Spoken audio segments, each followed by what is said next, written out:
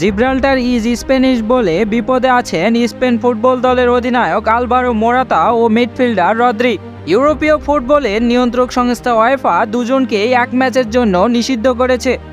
স্পেনের দক্ষিণে ভূমধ্যসাগরের প্রবেশপথে অবস্থিত জিব্রাল্টার যুক্তরাজ্যের ভূমি। গত 15 জুলাই স্পেনের ফুটবল দল ইউরোজয়ের উদযাপনের মধ্যে জিব্রাল্টার ইজ স্পেনিশ বলে স্লোগান ধরেছিলেন মোরাতা ও রদ্রি। দুই স্প্যানিশ ফুটবলার জিব্রাল্টার স্পেনিশ বলার পর ওয়েফার কাছে আনুষ্ঠানিকভাবে অভিযোগ করেছিল জিব্রাল্টার ফুটবল অ্যাসোসিয়েশন।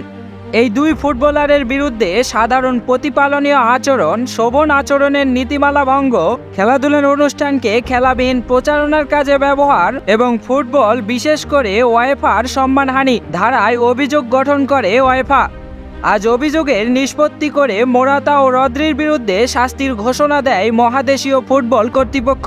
আগামী 5 সেপ্টেম্বর সার্বিয়ার বিপক্ষে খেলার কথা আছে স্পেনের। ম্যাচটিতে মোরাতা ও রদ্রিরা খেলতে পারবেন না।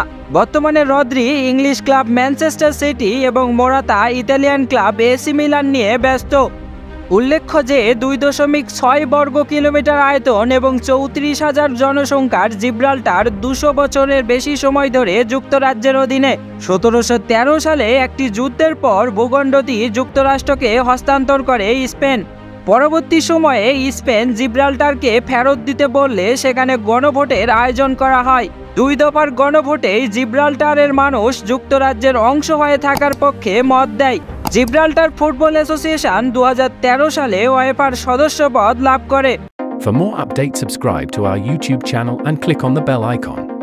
Follow us on Facebook.